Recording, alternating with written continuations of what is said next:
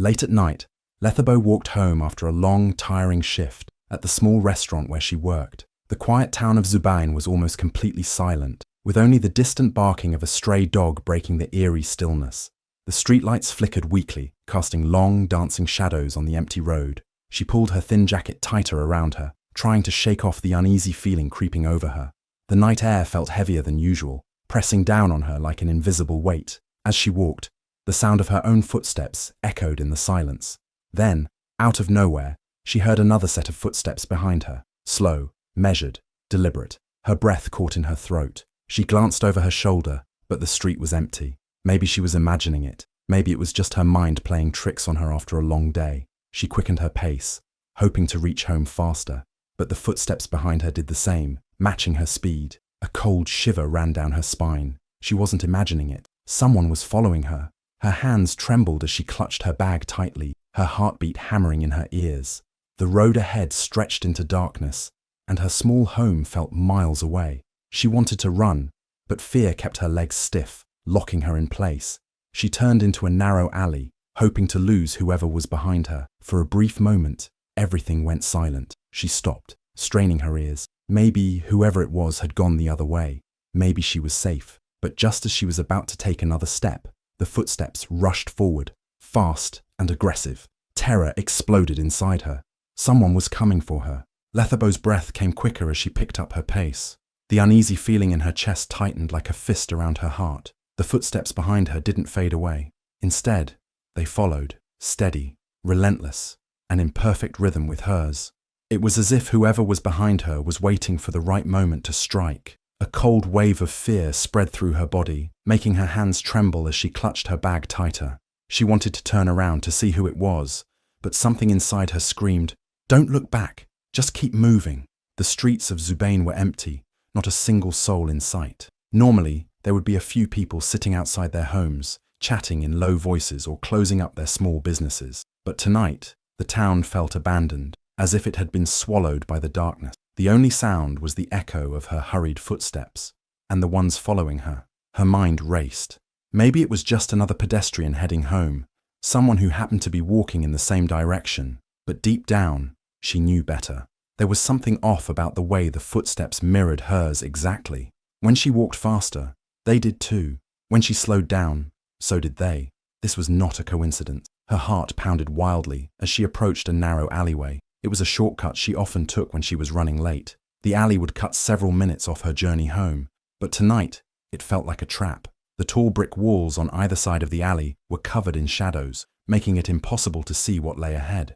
She hesitated for just a second before forcing herself to step into the darkness. It's just a shortcut. You've walked this way before. Nothing will happen. The moment she entered the alley, the footsteps behind her stopped. The silence was deafening. The only sound was the rapid beating of her own heart. For a brief moment, she felt foolish. Maybe she had imagined everything. Maybe she had worked too many late nights, and exhaustion was playing tricks on her mind. But then, before she could take another breath, the silence shattered. The footsteps suddenly rushed forward, fast, aggressive, and unstoppable. The sound of heavy boots pounding against the pavement sent a shock of terror through her body. Whoever had been following her was no longer trying to stay hidden. They were coming for her. Panic surged through her veins. She spun around, her eyes wide with fear, but the darkness of the alley swallowed everything. She could barely see anything beyond the dim glow of the streetlight at the entrance, but she felt it, the presence, the danger, the raw, unspoken threat hanging in the air. Her body reacted before her mind could catch up. She turned and ran. Her legs burned as she sprinted down the alley, her breath coming in short, desperate gasps.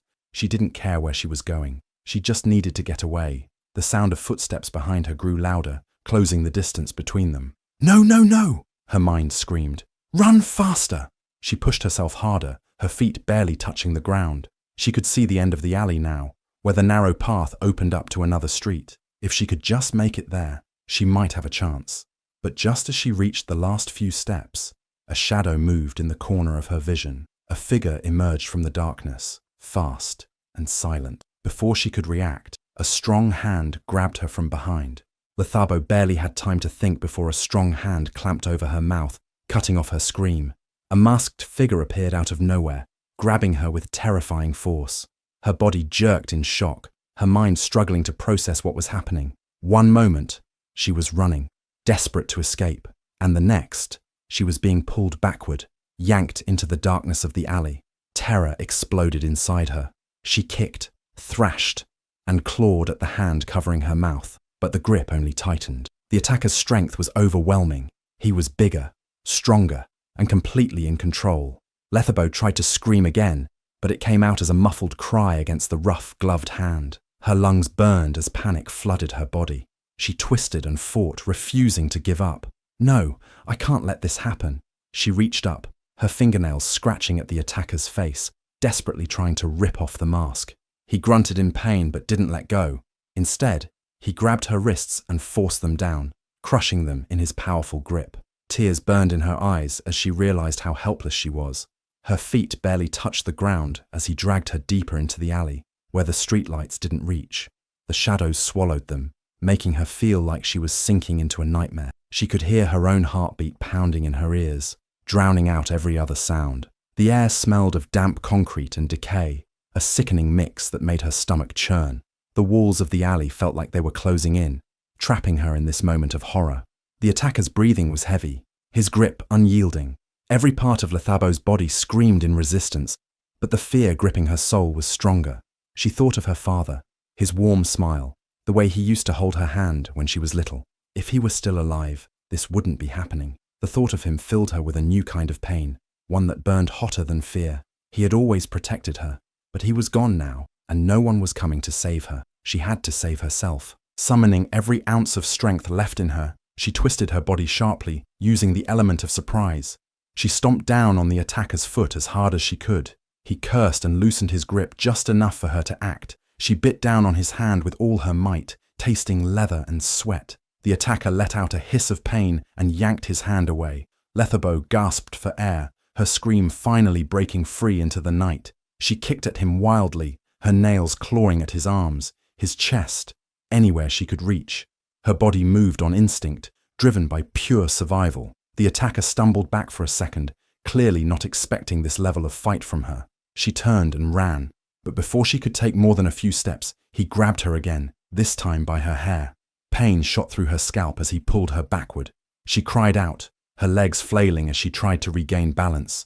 "Stop fighting!" he growled, his voice low and dangerous. But Letherbo wouldn't stop. She refused to let him win. She threw her head back, smashing it into his face with as much force as she could muster. He grunted in pain, his grip loosening for just a second. That second was all she needed. She twisted out of his grasp and ran, her legs moving so fast they felt weightless. Adrenaline surged through her veins, pushing her forward. She didn't know where she was going. She only knew she had to get away. Her lungs burned, and her vision blurred with tears, but she didn't stop. Somewhere in the distance, she saw a faint light, a house with its porch light on. Hope ignited in her chest. She sprinted toward it, ignoring the stabbing pain in her side. Behind her, she heard the attacker curse and start after her again. But she was ahead now. She had a chance. With the last of her strength, she reached the door and pounded on it desperately. "Help me! Please, someone help me!" The sound of footsteps grew louder behind her. But then, just as the attacker closed in, the door opened. Letherbo's whole body trembled as she pressed herself against the door, banging on it with all her strength. "Help me! Please! Someone help me!" Her voice was hoarse, her breath coming in ragged gasps. Her heart pounded so hard it felt like it would burst out of her chest. Behind her, heavy footsteps stopped just a few steps away. She didn't dare turn around. She could feel him standing there, his presence thick and suffocating. The cold night air wrapped around her like a prison, trapping her between the door and the danger lurking behind her.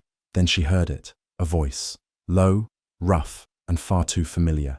Letherbo, her name, whispered softly, but filled with something dark and unsettling. A shiver ran down her spine, and for a moment she couldn't move. Her breath caught in her throat. Her mind screamed at her to keep knocking, to keep calling for help, but her body was frozen in terror. She knew that voice. Slowly, hesitantly, she turned her head. The masked man stood just a few feet away, his chest rising and falling with heavy breaths. But now, the mask was gone, and in the dim glow of the streetlight, she saw his face. Her stomach twisted violently. It was him, Tabiso, her stepmother's secret lover. Letherbo felt as though the ground beneath her had vanished. The world around her blurred, and all she could hear was the deafening roar of her heartbeat in her ears. "No," she whispered, shaking her head in disbelief. "It can't be you." But it was him. Thabiso stared at her with cold, dark eyes. The same man who had always visited her home in secret, slipping in when her stepmother thought no one was watching. The man who whispered to Naledi when he thought Lethabo wasn't listening. The man she had never trusted. But why was he here? Why had he attacked her? Her body went numb as realization crept in like poison. This wasn't a random attack. It wasn't some stranger in the night. It was planned. Thabiso had waited for her. He had followed her. And worst of all, someone had sent him. Her blood turned to ice. Naledi. The name crashed into her mind like a thunderstorm. Her stepmother. The woman who had made her life a living nightmare. The woman who had stolen everything from her after her father's death. The woman who had hated her so much that she now wanted her gone. Thabiso took a step closer, his expression unreadable. "You weren't supposed to fight," he muttered, almost like he was disappointed. "You were supposed to just disappear." Lethabo's breath hitched. Her worst fear was true. Naledi wanted her dead. Tears welled in her eyes, but she refused to let them fall. She clenched her fists, her nails digging into her palms. Fear still gripped her, but something else stirred inside her now. Anger. What did she promise you? Lethabo's voice was shaky but sharp. "Money? The house? Did she tell you that once I was gone, you two could live happily ever after?" Thabiso didn't answer. His silence was enough. Lethabo's chest tightened with rage. Of course Naledi would do this. She had never wanted her around. She had taken everything from her father's estate, had treated Lethabo like a servant in her own home, had made her suffer every single day. And now, she wanted her erased. But Lethabo wasn't going to let that happen. Slowly, she stepped back, pressing her hand against the door again. If she could just get inside, if she could just find someone to help her. Thabiso sighed, shaking his head. "You always made things difficult," he muttered. "It would have been easier if you had just stayed quiet, just accepted your fate." Lethabo's eyes burned with fury. "I will never stay quiet." Thabiso lunged toward her, but this time, Lethabo was ready. She turned sharply and screamed, not just any scream, a blood-curdling, desperate, earth-shaking scream that tore through the silent night. The door behind her flew open, and suddenly, she wasn't alone anymore. Lethabo's mind spun as she stared at Thabiso, his cruel words still echoing in her ears. Her own stepmother had planned this. The truth felt heavier than anything she had ever carried. As she stood there, fear and anger warring inside her, memories came flooding back, painful memories she had tried so hard to bury. Her father had been her world. He was kind, gentle, and always made her feel safe. Even after her mother had passed away when she was little, her father had done everything to make sure she never felt alone. They had been happy together, but everything changed the day he married Naledi. At first, Naledi pretended to be loving and kind. She smiled in front of Lethabo's father, played the role of a caring stepmother, and spoke sweetly to Lethabo when he was around. But the moment he left the room, her face changed. The warmth in her eyes disappeared, replaced by something cold and hateful. Lethabo had been too young to understand why Naledi despised her. She had done nothing wrong. She had only wanted to be loved. But from the very beginning, Naledi made it clear. Lethabo was not welcome in her own home. It started with small things.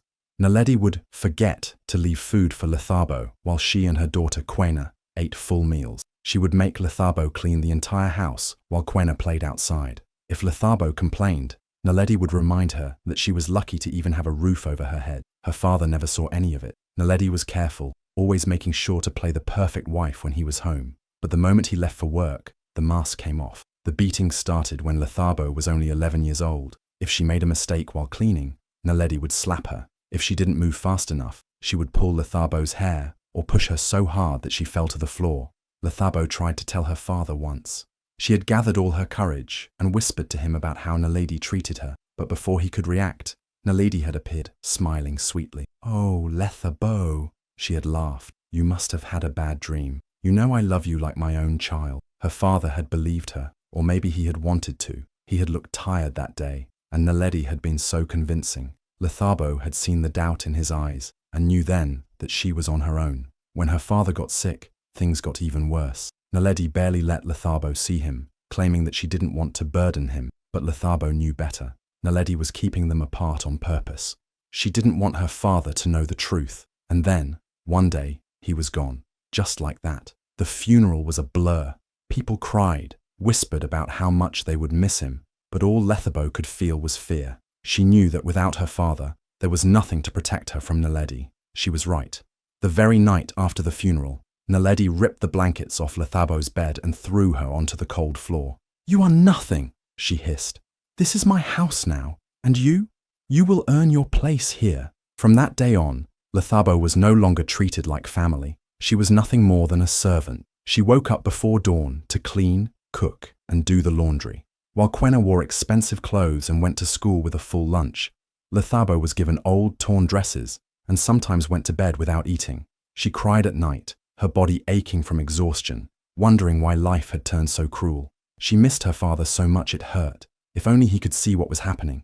If only someone could save her. Years passed, and Lethabo learned how to survive. She stopped crying. She stopped begging for Naledi's love. Instead, she worked. She endured. She promised herself that one day she would leave. One day, she would never have to live under Naledi's rule again. But Naledi had different plans. Lethabo had always known that her stepmother was greedy. She loved money more than anything else. But Lethabo had never imagined that Naledi would go so far as to get rid of her, just to take everything her father had left behind. And now, standing in the darkness, facing Thabiso, she realized just how deep Naledi's cruelty ran. It wasn't enough for her to suffer. Naledi wanted her gone. The betrayal cut deeper than anything else.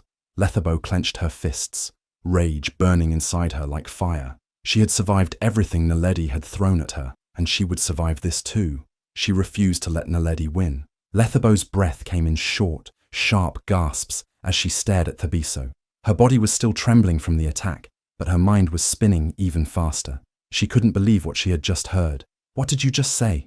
she whispered, her voice barely audible over the pounding of her heart. Thabiso sighed, rubbing his jaw where she had hit him earlier. There was no regret in his eyes, no guilt, just frustration, as if she was nothing more than a problem that refused to go away. "You weren't supposed to fight back," he muttered. "It would have been easier if you had just disappeared quietly." Disappeared. The word made Lethabo's blood turn cold. Her stomach twisted violently as realization hit her like a crashing wave. This wasn't a random attack. Thabiso hadn't been some stranger lurking in the darkness, looking for a victim.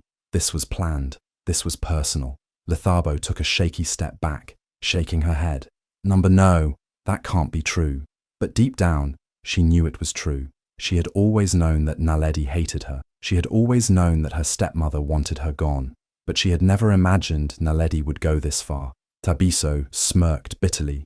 "You think this is a coincidence?" he asked, his voice laced with mockery. "You think I just happened to be here, waiting in the dark, knowing exactly what time you'd be walking home?" He shook his head. "Your stepmother planned this. She wanted you gone. She made sure I got the job done." Lethabo felt like the air had been sucked from her lungs. Naledi had sent him. Naledi had planned this. She wanted Lethabo to vanish. The world around her blurred, her thoughts racing back to every cruel thing Naledi had ever done to her. The beatings, the starvation, the way she had made Lethabo feel worthless, unwanted. And now she had taken it one step further. Lethabo's hands curled into fists, nails digging into her palms. "Why?" she demanded, her voice shaking with fury. "Why does she want me gone so badly? What did I ever do to her?" Thabiso let out a dry laugh, as if he found her question amusing. "It's not about what you did. It's about what you have." Lethabo frowned, confused. Thabiso sighed, as if he were tired of explaining. "Your father left you something, didn't he? Money? The house?" His eyes darkened. "Naledi doesn't want you to have any of it. She wants it all for herself, and as long as you're alive, you're in her way." Lethabo's body went stiff. The inheritance. Her father's house. That was what this was about. Naledi wasn't just cruel. She was greedy. She had spent years treating Lethabo like a burden, and now she wanted to erase her completely, all for wealth and power. Lethabo clenched her jaw. "So you agreed to kill me? Just like that?" Thabiso gave her a long look before shrugging. "It's not personal," he said simply. "Your stepmother offered a good deal, and I take care of my own interests." Lethabo wanted to scream. He spoke about her life like it was nothing, like she was just another problem to get rid of. She thought of all the nights she had gone to bed hungry, while Naledi and Quena ate like queens. She thought of all the times she had scrubbed the floors until her fingers bled while Quena got everything handed to her on a silver platter. She thought of the times she had wished, prayed for her father to come back and save her, but he wasn't here. No one was coming to save her. She had to save herself. Lethabo took a deep breath, forcing herself to stay calm. She had escaped Thabiso's grip once.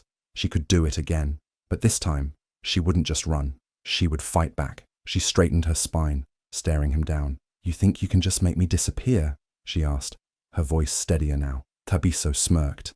"I don't think, Lethabo. I know." Lethabo took a slow step back, her mind racing.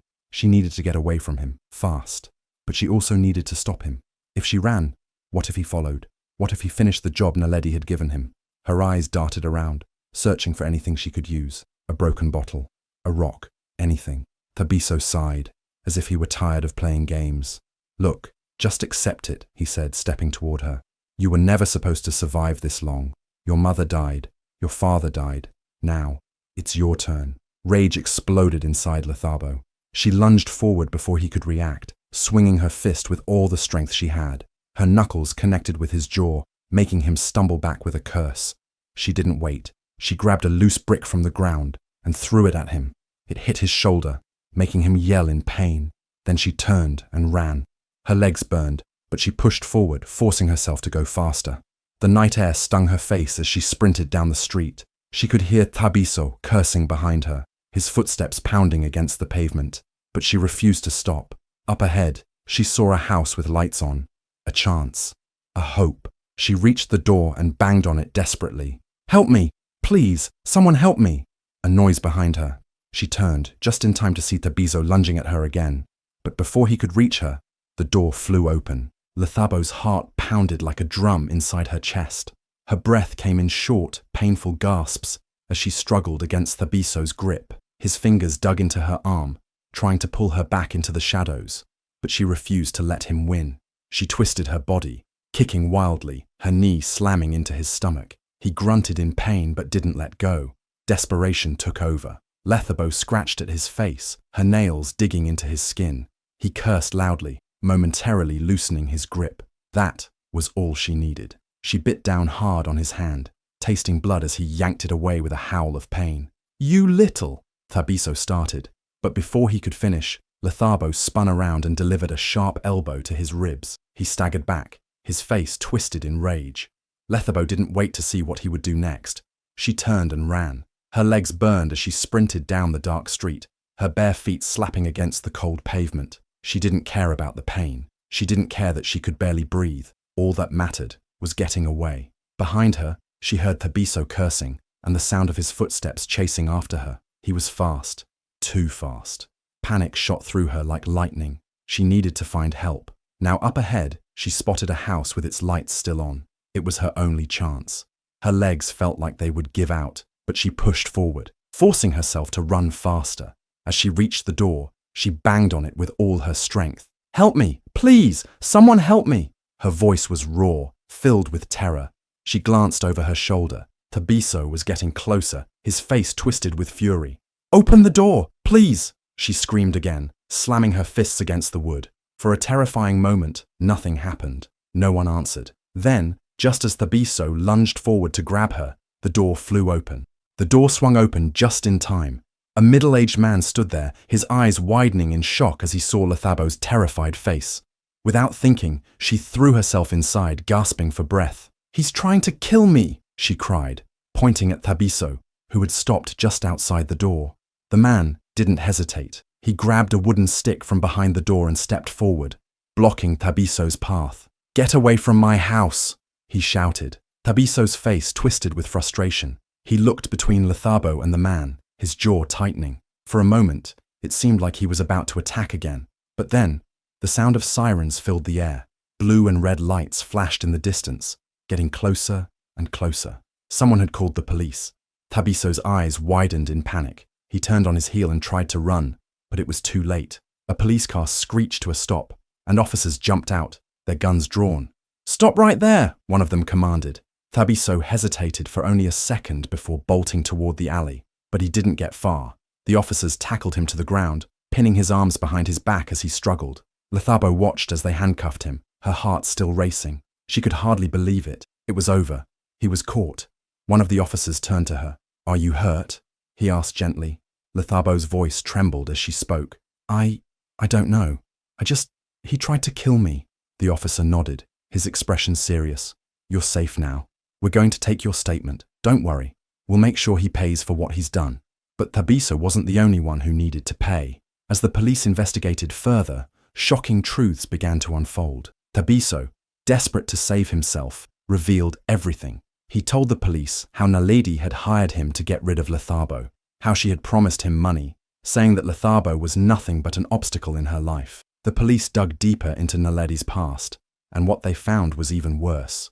Not only had she planned the attack, but she had also stolen money from Lethabo's late father. She had forged documents, emptied bank accounts, and transferred everything into her own name. She had been living off stolen wealth while Lethabo suffered. When the police showed up at her house, Naledi tried to lie her way out of it. She cried, acted innocent, and pretended to be shocked, but the evidence was clear. Thabiso's confession, the stolen money, the forged documents, everything pointed to her guilt. She was arrested on the spot. Lethabo stood outside the police station as Naledi was led away in handcuffs. Their eyes met for a brief moment. Naledi's face was filled with fear and anger, but there was something else there too: defeat. For the first time, Lethabo saw her stepmother powerless, and for the first time in years, Lethabo felt free. For the first time in her life, Lethabo could finally breathe. The weight that had been crushing her for years was gone. Naledi was behind bars, facing serious charges, and Thabiso would never be able to hurt her again. Justice had been served, but even though her enemies had fallen, she knew that her journey was not over. She stood outside the police station, feeling the cool night breeze against her skin. The stars above seemed brighter than before, as if the universe itself was telling her that a new chapter had begun. She had survived, she had fought back, and now it was time to rebuild her life. With the little money she had saved from working at the restaurant, Lethabo made a decision. She would leave Zubain behind. There were too many painful memories in this town, too many dark corners filled with shadows of her past. She needed a fresh start. She packed her few belongings into a small bag and took a bus to a new town. It wasn't a big city, but it was different. It was a place where no one knew her, where she could walk the streets without fear of seeing Naledi's cruel eyes or hearing Thabiso's sinister voice. It was a place where she could become someone new. At first, things were difficult. She had no family, no friends, and no home. She stayed in a small, cheap room, using her savings carefully. She found a job at another restaurant, working long hours just to survive. But she didn't complain. Every plate she washed, every table she cleaned, it was all worth it because she was free. But freedom wasn't enough. Lethabo wanted more than just survival. She wanted purpose. One evening, after work, she sat alone in her tiny room, scrolling through her phone. She came across a story about a young girl who had run away from home to escape abuse. The girl had been rescued by a women's shelter, a place that helped victims of violence and neglect. Lethabo's heart ached as she read the story. She thought about all the nights she had cried herself to sleep, wishing someone would save her. She thought about the pain of being treated like she was nothing, and she knew there were many other girls, just like her. Girls who were trapped in homes filled with cruelty, too scared to speak, too scared to run. That night, Lethabo made a promise to herself. She would not just rebuild her own life, she would help others do the same. She started by volunteering at a local shelter, listening to the stories of girls who had suffered just like she had. Some had been abused by family members, some had been betrayed by people they trusted. Lethabo understood their pain better than anyone. She shared her own story, telling them how she had survived, how she had fought back, and how she had escaped. She told them that they were not alone, that they were stronger than they knew. Slowly, her words began to inspire others. Girls who had once been silent started to speak. They started to believe that they, too, could break free. As the months passed, Lethabo's work at the shelter became more than just a volunteer job. It became her passion. She helped girls find jobs, guided them through legal processes, and stood by their side when they needed support. She had once been a victim, but now she was a warrior. One day, as she walked through the shelter, a young girl approached her. She had bruises on her arms and fear in her eyes. "How did you do it?" the girl whispered. "How did you escape?" Lethabo smiled gently and took the girl's hand. "By believing that I deserved better," she said. and by fighting until I was free. And in that moment, she knew. Her past had not broken her. It had made her. It had turned her into a voice for those who had none. Lethabo had started a new life, not just for herself, but for every girl who had ever been trapped in the darkness. And this time, she was determined. She would never be a victim again.